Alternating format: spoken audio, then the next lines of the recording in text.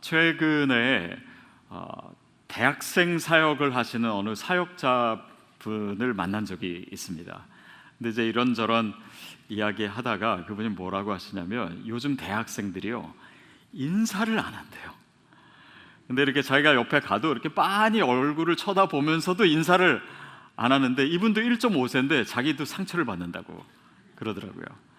그러면서 왜 얘네들이 인사를 안 할까 그러면서 막 고민도 해봤는데, 뭐 여러 가지 이유가 있을 수 있지요.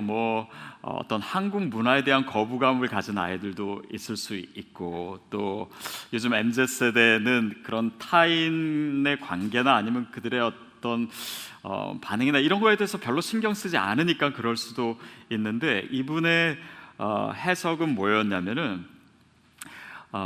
그냥 이렇게 인사하는 그 한국 문화도 익숙하지 않고, 그렇다고 같은 한국 사람인데 뭐 하이 헬로우 하는 것도 잘 어울리지 않는 것 같고, 그래서 그냥 둘 다 어색하니까는 그냥 안 한다, 뭐 이렇게 자기는 생각하고 있더라고요. 그래서 모르겠어요. 뭐가 정말 맞는지는 잘 모르겠습니다. 근데 오늘 뭐 설교가요 인사 잘하자 뭐 이런 주제는 아닙니다. 근데 인사하는 것이요 뭐 어떤 꼭 해야 된다 당위성의 문제라기보다는 우리의 그 요즘의 맥락에 있어서 환대를 여는 문과 같은 것이 인사가 아닌가 싶고요, 또 환대에 있어서 한 부분을 차지하는 것입니다. 그래서 이 인사의 의미를 이 환대로 좀 확장해서 우리가 생각해 보면요, 그것은 단지 인사하냐 안 하냐 어떤 그런 예의 범절의 문제나 아니면 이 시대의 문제나 아니면 어떤 문화의 문제, 그거보다도 더 중요한 의미가 있지 않을까 생각이 들고, 또 오늘 본문을 통해서 그것을 살펴보고자 합니다. 우리 1절 2절 말씀을 우리 다시 한번 같이 읽겠습니다. 시작. 여호와께서 마므레의 상수리 나무들에 있는 곳에서 아브라함에게 나타나시니라. 날이 뜨거울 때에 그가 장막문에 앉아 있다가 눈을 들어 본즉 사람 셋이 맞은편에 서 있는지라. 그가 그들을 보자 곧 장막문에서 달려나가 영접하며 몸을 땅에 굽혀. 아브라함이 마므레 상수리 나무에 앉아 있었는데 그때 여호와께서 나타나셨다, 이런 내용인데, 그때 이제 손님 셋으로 이렇게 나타나신 거예요. 그러니까 아브라함이 몸을 일으켜 가지고 몸을 굽혀서 땅에 굽혀서 인사했다. 그러니까 굉장히 깍듯하게 인사를 한 것이죠. 본문의 표현에 의하면 그들을 보자 곧 달려나가서, 그러니까는 굉장히 적극적인 인사를 한 거고, 인사를 기다리는 태도는 아니었던 것 같습니다. 어떤 분은요 이렇게 사람을 만날 때 저 사람이 먼저 나에게 인사를 하나 안 하나 째려본 다음에, 그걸 지켜본 다음에 인사를 하시는 분이 있어요. 근데 뭐 거기에 무슨 원칙이 있는 거는 아니겠지만, 저는 이 한국 문화 가운데 있는 것 중에 이 장유유서, 이게 그래도 참 좋은 게 아닌가 저는 생각합니다. 그래서 저는 성도님들이랑 이렇게 식사할 때도 제가 신방 갔던 분은 잘 아시겠지만은 ladies first 먼저 드시게 하고 그 다음에는 장유유서로 다 하게 합니다. 그래서 제 목회 철학이 simple, organic, missional, 그 다음에 장유유서라고 제가 꼭 말씀드려요. 그래서 그게 이제 좋은 것 같습니다. 근데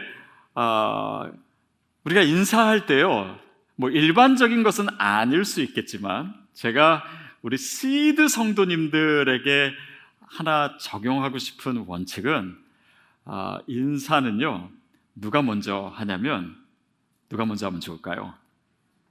내가 먼저. 네, 제가 설교할 필요가 없어요.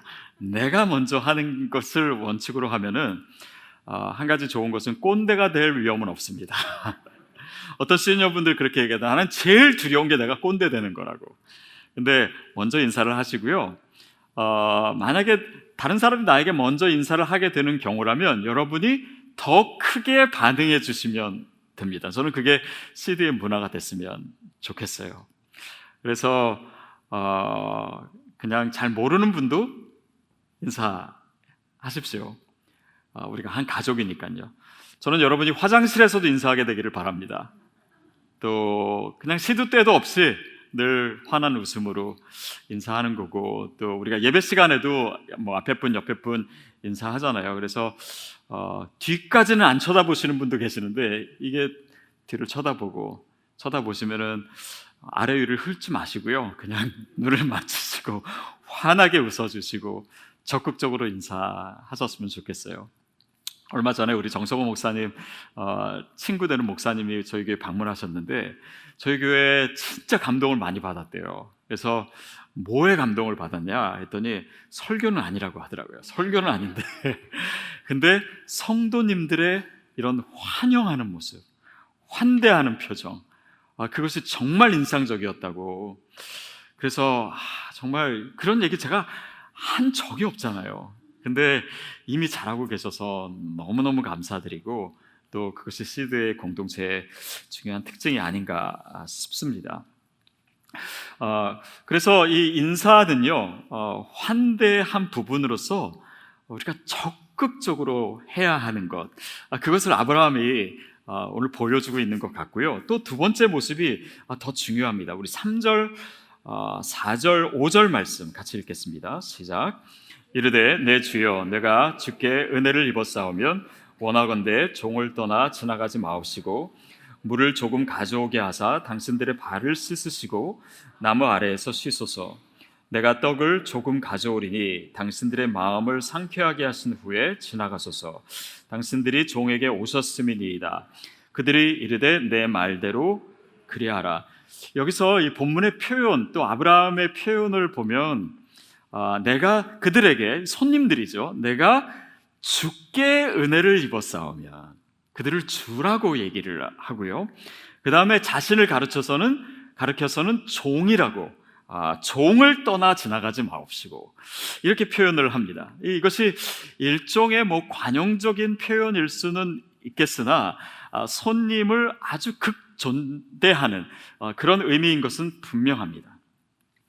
여러분, 우리가 누군가를 환대할 때요, 자칫하면 빠질 수 있는 함정이 뭐냐면요, 나는 주인이고 너는 손님이고, 그래서 내가 어떤 주인의 입장에서 사람을 환영한다, 어떻게 보면 당연한 것 같지만요, 거기에 함정이 있습니다.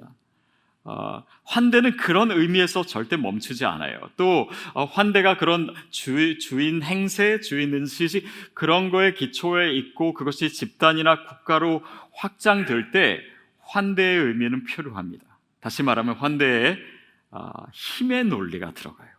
그래서 사실 요즘 이 시대에 환대라고 하는 이슈가 굉장히 많이들 학계에서나 아니면 여러 분야에서 얘기가 되고 있는데, 그 이유가 뭐냐면 근대 시대, 그러니까 서양의 근대 시대가 이 사고 방식으로 하면요, 나라고 하는 주체와 타자라고 하는 개체를 구분해 놓고 그 관계 속에서 생각한 것에 여러 가지 잘못된, 또 여러 가지 폭력의 의미가 들어갈 수 있다. 그래서 그것에 대한 반성의 의미에서 이 환대의 개념을 많이 얘기하는 것이거든요. 그래서 이 구도 자체를 우리가 신중하게 생각하는 것이 중요합니다. 예를 들면 미국에 있는 이 인종차별의 이슈 가운데 이들이 많이들 얘기하는 게 뭐예요? Go home, go back home, go to your country, 이렇게 얘기한다는 거면, 우리는 이 땅의 주인이야, 너희는 손님이야, 그러니까 가, 이거 아닙니까? 근데 사실 생각해 보세요. 그들도 조금 일찍 온 손님일 뿐이에요. 그렇죠? 그러니까 이 환대라고 하는 의미에는요, 내가 주인 행세를 하는 것은 아니고 나 또한 좀 더 일찍 온 손님이다 라고 하는 의식에서 해야 되는 것입니다. 그래서 저는요, 저희 교회의 CMC 중에 이 아프간 난민을 섬기는 CMC가 있는 게 너무 자랑스러워요. 근데 이들이 이제 미국에 온 지 얼마 안 됐기 때문에 먼저 온 우리들이 섬기는 거잖아요. 그런데 그들이 손님이라면 우리는 디아스포라기 때문에 오히려 주인 행세하지 않고 그런 의식이 없이 먼저 온 손님으로 맞이하고 있는 거예요. 그러니까 디아스포라는요, 이런 환대에 있어서도 최적화된 존재입니다. 그러니까 얼마나 우리가 중요한 위치에 있는지 이것을 다시 생각해 보게 됩니다. 그래서 환대는 자신을 먼저 온 손님으로 인식하는 것이다. 동등한 정체성을 가지고 있는 것이다 라는 것을 우리가 기억하는 것이 필요합니다. 영어로 hospitality, 이 환대라고 하는 단어는요, 라틴어의 이 hospitium이라고 하는 단어에서 온 것입니다. 근데 이 hospitium이라고 하는 단어의 어원은 뭐냐면요, hospes라고 하는 단어인데요, 이 단어의 의미는 이중적입니다. 주인이라고 하는 의미도 있고 손님이라고 하는 의미도 있어요. 그러니까 우리가 환대할 때 주인과 손님의 이 간격이 무너지는 것, 그것을 인식하는 것이 필요합니다. 얼마 전에 저희 그 성도님들이랑 얘기를 하다가요, 누가 그러시더라고요. 저희 교회 새로운 성도님이 오셨는데 시드교회 정말 좋은 것 중에 하나가 어느 교회 가든, 자신은 여러 교회를 다녀봤는데 이렇게, 그분 표현은 죄송합니다만, 설치는 사람들이 있다는 거예요. 근데 시드교회는 아무리 눈을 씻고 찾아봐도 그런 분이 없더라. 그러니까 주인 행세하려고 하는 분이 없고, 막 나 장로님이라고 여기 이렇게 뭐 명찰 달고 다니는 분도 없고, 그래서 저는 그런 문화가 이미 우리 안에 들어와 있는 것이 너무 감사해요. 너무 기쁩니다. 그러니까 그게 환대의 문화이고, 또 여러분이 이미 너무 잘하고 계셔서 사실은 설교가 필요 없는 것 같아요. 근데 여러분, 이것이 바로 복음을 살아내는 것입니다. 예수님께서 우리에게 오셨잖아요. 근데 어떻게 오셨냐면 우리와 같이 종의 형체를 가지고 오신 거예요. 그러니까 그분이 우리와 같이 손님으로 오신 것입니다. 우리와 같은 모습으로 갔다는 것은 환대에 있어서 그분의 사역과 그분의 이 복음이 환대의 의미 안에서 그분이 가난한 마음으로 우리와 같은 정체성을 가지고 오셨다라고 하는 것은 이 환대의 의미를 그의 삶으로, 모습으로 너무나 잘 보여주고 계신 것이죠. 저와 여러분이 또 우리 공동체 안에서 또 밖에서 그런 복음을 살아내는 자로, 환대하는 자로 살게 되기를 축복합니다. 오늘 본문 말씀을 또 보면요, 아브라함이 그들을 환대하는 이 모습을 보면서 어떤 자료에 보니까 이렇게 해석하더라고요. 이 고대 근동 사람들이 왜 그렇게 환대를 잘 하냐면, 워낙 위험한 경우들이 많고 낯선 사람들이 막 도둑이 되기도 하고 강도가 되기도 하기 때문에 그 잠재적인 위험을 좀 방지하고 안전을 확보하고자 그들의 마음을 누그러뜨리는 의미에서 환대 문화가 발달한 것이다, 뭐 이렇게도 얘기를 하더라고요. 물론 그것이 사실인지 아닌지는 잘 모르겠습니다. 그러나 성경적인 맥락에서 더 설득력 있는 해석은 뭐냐면, 그들이 손님을 그렇게 환영한 문화나 특히 아브라함의 오늘 본문에서 보여준 모습은요, 그 손님이 하나님을 반영하는 존재라는 의미였습니다. 특별히 하나님의 사람들에게 있어서 낯선 사람을 환대한다는 것은 일종의 신앙적 행위였던 거예요. 더 나아가서는 하나의 예배 행위였다, 이렇게도 얘기합니다. 그러니까 이 환대는요, 뭐 일상적인 어떤 선행의 의미, 윤리의 의미, 도덕의 의미를 넘어서 영적인 것이고, 그것이 또한 이 믿음의 조상인 아브라함 이야기를 하면서 그가 또한 환대의 사람이었다라는 것을 얘기하는 것입니다. 그래서 크리스찬에게 있어서는 이 환대가요, 사실 옵션이 아닙니다. 우리에게 반드시 있어야 될 기독교 영성의 핵심이라고 할 수가 있어요. 그리고 그것을 오늘 본문이 계속해서 보여줍니다. 자, 보세요. 오늘 이 본문 가운데요, 여러분이 조금 의아하셨을 만한 내용이 뭐냐면 1절에는요 여호와께서 나타나셨다, 이렇게 표현되어 있어요. 근데 2절에는요 여호와란 말이 싹 없어지고 새 사람이 등장합니다. 근데 또 3절에 보면 아브라함이 그들과 얘기하면서는 2인칭 단수를 사용해요.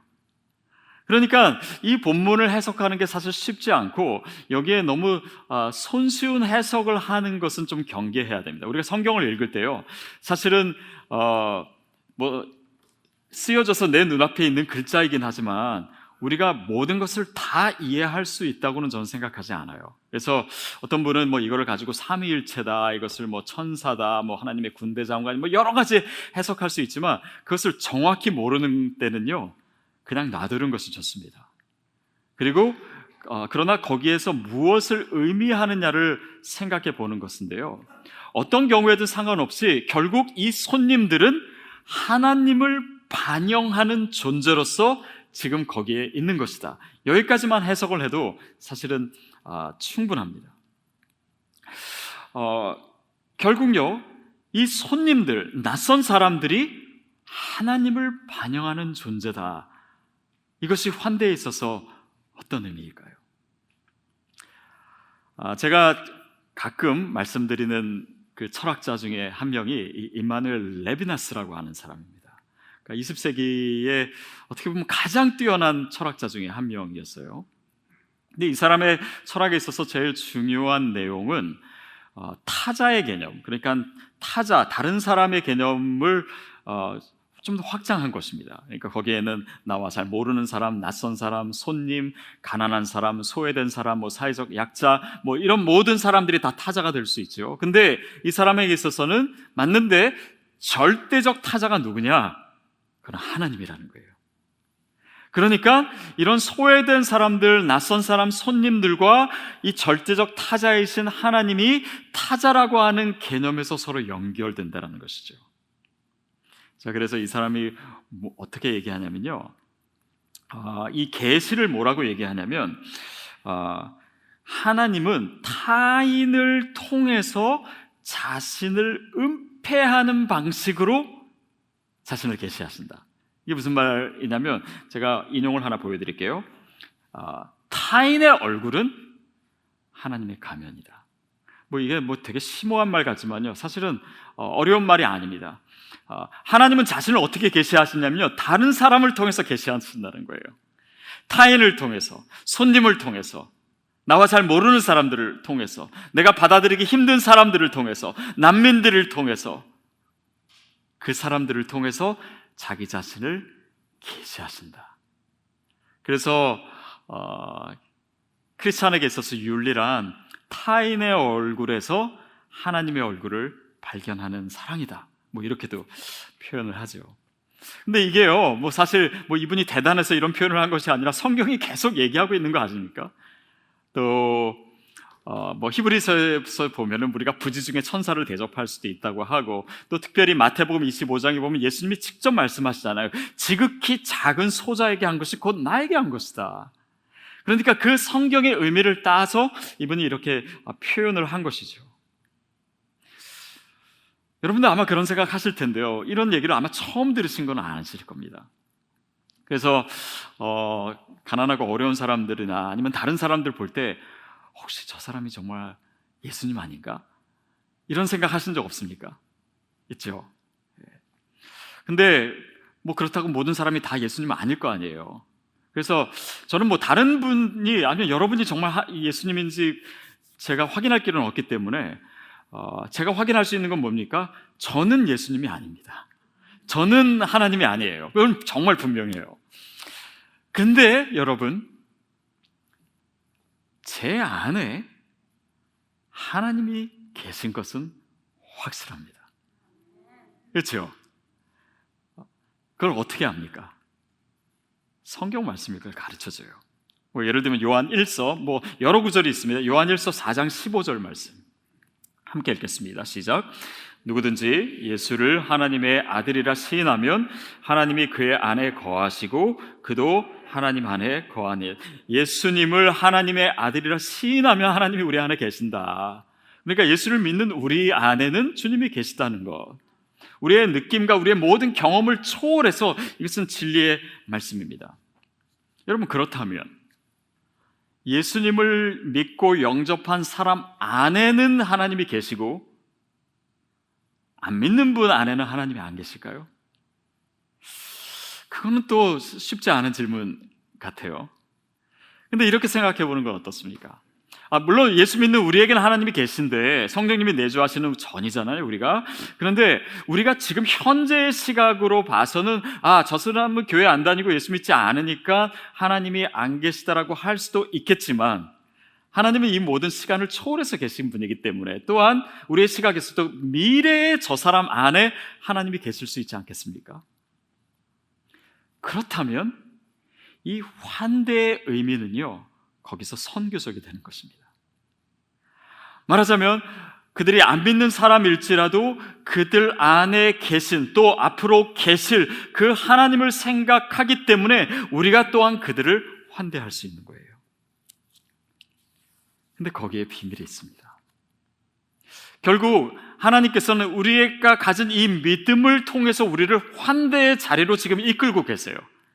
또 내가 잘 모르는 사람이지만 저 사람 안에 정말 하나님이 계시고 또 그를 섬기는 것이 하나님을 섬기는 것이다 라고 하는 것을 우리가 알기 때문에 우리의 믿음을 또한 이끌어내고 계십니다. 결국 이 환대는요, 우리의 믿음을 일으키고 있는 역할을 하고 있는 것이에요.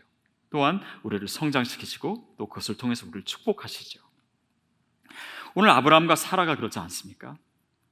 본문의 맥락을 보면 아브라함이 하나님의 약속을 받았습니다. 너는 복의 근원이 되고 너는 정말 열국의 아비가 될 것이라고 약속을 받았어요. 근데 처음엔 믿었는지 모르겠지만은 이게 점점 시간이 지나면서 그걸 못 믿겠고, 그래서 어떻게 했습니까? 이스마엘을 낳지 않았습니까? 그래서 그 전장에 보면 이스마엘 얘기가 나오고요, 이스마엘이 태어난 지 이미 13년이 지났습니다. 그러니까 그들에게는 이제는 하나님의 약속에 대한 믿음도 거의 사라진 것 같고, 그 약속을 어떻게든 그냥 자신이 한 행동으로 합리화하고 있고, 그런 낭망하고 그런 불신의 상황 가운데 있을 때 하나님께서 이 손님들을 통해서 뭘 하셨냐면요, 내년 이맘때 사라에게 아들이 있을 것이다. 그 약속을 다시 구체적으로 확인시켜 주세요. 그들을 다시 믿음의 자리로 이끌고 있습니다. 물론 그들이 처음에는 그것을 보고 웃었습니다. 그러나 하나님께서 결국 그 약속을 이루시기 위해서 그들의 믿음을 다시 휘저으신 사건이 바로 오늘 사건이에요. 이 환대가 하나님의 약속과 이어져 있었다는 것이죠. 결국 왜냐하면 이 약속을 통해서 그들이 먼저 믿음의 사람이 되어야, 그 축복을 누릴 만한 사람으로 준비가 되어야 하나님의 약속의 성취가 됐을 때 그것이 진정한 복이 될 수 있기 때문입니다. 제가 전에 얼바인에 있는 교회를 섬길 때요, 교회 청소하시는 그 히스패닉 부부가 계셨습니다. 근데 이분이 이제 토요일마다 제 사무실에 와서 청소를 하세요. 그러면은 이제 제가 그 방에 있으니까는 자연스럽게 이제 얘기를 하고, 그게 몇 년이 지속되고, 또 오실 때마다 이분이 그냥 가시지 않고요, 꼭 이렇게 한참 얘기를 하세요. 그러니까 짧을 때는 5분, 길게는 막 15분, 20분씩 늘 얘기하고, 기도 제목도 나누고, 또 기도해달라고도 하고. 그래서 제가 교인들 중에 누구와도 그렇게 매주 만나가지고 막 같이 기도하고 그러진 않았는데 이분이랑 정말 친해진 거예요. 그러다가 한 번은 자기 어머니가 과테말라에 계신데 80대 후반이신데 어머니 뵌지 오래됐다, 그런 이야기를 좀 했어요. 그래서 제 마음에 그 얘기를 듣고 이 분을 과테말라에 한번 보내드리고 싶다는 생각을 했습니다. 그래서 이제 운영위원회 때 이제 그 얘기를 하고 그랬더니 다들 흔쾌히 우리가 도와주자고 막 그렇게 했어요. 그렇게 해서 이제 그 얘기를 들은 후에 이제 몇 주 후에 얘기를 했죠. 우리가 보내고 싶다고. 근데 이분이 그 얘기를 들으면서 막 우시는 거예요. 근데 그게 그냥 단지 감사해서 우신 게 아니라 좀 더 의미가 있었습니다. 그것은 뭐냐면 그분이 어느 그 히스패닉 교회를 다니고 있는데, 그 교회 내에서 어느 날 목사님이 교인 중에 굉장히 어려운 분이 있으니까 이분을 누가 좀 도와줬으면 좋겠습니다, 이렇게 얘기를 하셨대요.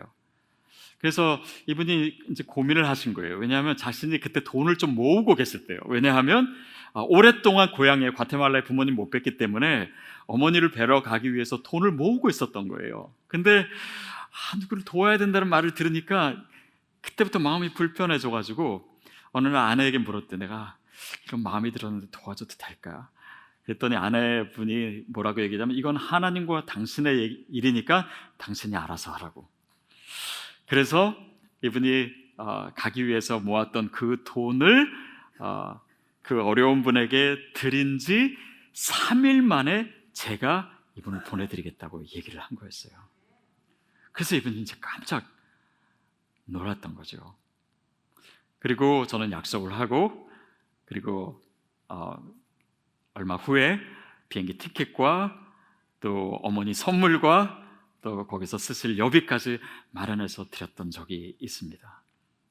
그러니까 이분에게 있어서는요, 이런 환대하는 섬김이 하나님을 만난 계기가 된 거예요. 이분의 믿음이 더 정말 살아있는 믿음이 되는 계기가 됐던 것입니다. 더욱이 결국 이분에게도 더 축복이 된 것이죠. 여러분, 저는 이것이 정말 하나님이 우리를 축복하시는 방법이 아닌가 싶어요. 우리가 이 환대를 통해서 하나님의 음성을 들을 수도 있고, 하나님을 체험할 수도 있고, 또 그것을 통해서 하나님이 더 축복된 삶으로 우리를 이끄시기도 하고. 여러분, 물론 우리가 환대를 했다고 해서요, 항상 이런 일이 일어나는 것은 아닐 수 있습니다. 그러나 여러분, 그때 우리에게 반드시 주어지는 것이 있을 겁니다. 뭐냐면 하나님의 음성이 있을 거예요. 하나님의 약속이 있을 것입니다. 아브라함도요, 지금 이 자리에서 당장 아들이 생긴 게 아닙니다. 하나님의 약속이 주어졌어요. 그리고 그 약속으로 말미암아 그들의 믿음이 다시 일어나게 된 것이고, 그들의 믿음의 사람으로 점점 더 되어가는 과정 속에서 약속의 성취가 이루어졌던 것. 여러분, 이것이 믿음의 공식이고 우리의 믿음의 삶의 여정이 아닙니까?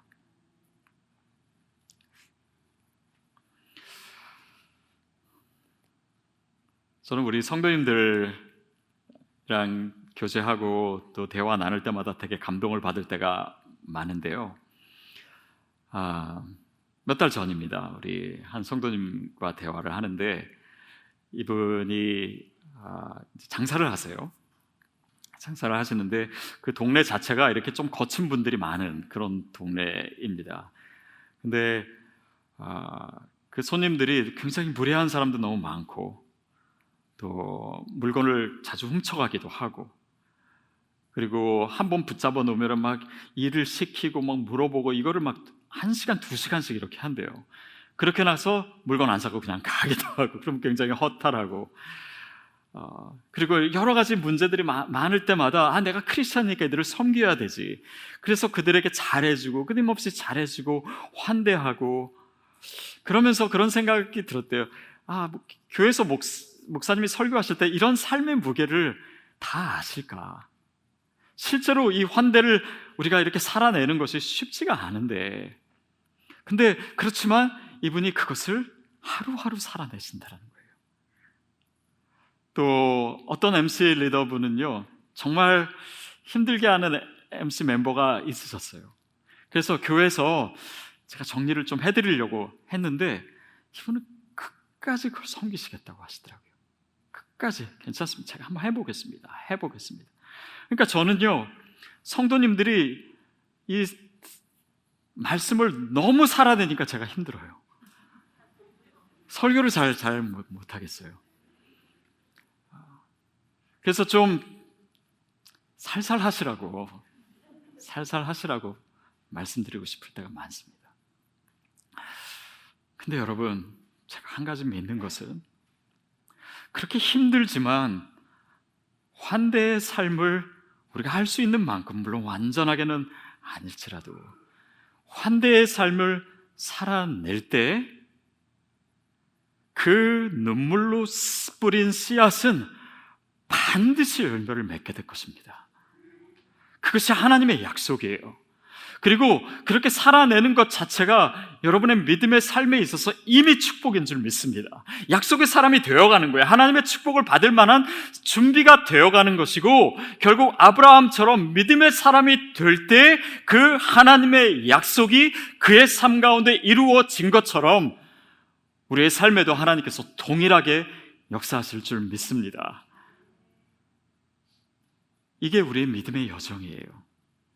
낯선 사람을 만나고 누군가를 환대하고, 그것을 통해서 힘들 때도 있지만은 주님의 음성을 듣고 주님의 약속을 듣고 또 내 믿음이 다시 살아나고, 그러면서 믿음의 사람이 되어가고 결국 하나님의 약속이 이루어져서 복의 근원되는 삶이 바로 우리의 신앙의 여정이라면, 환대의 삶은 선택이 아니라 이 과정 중에 필수 과정이에요.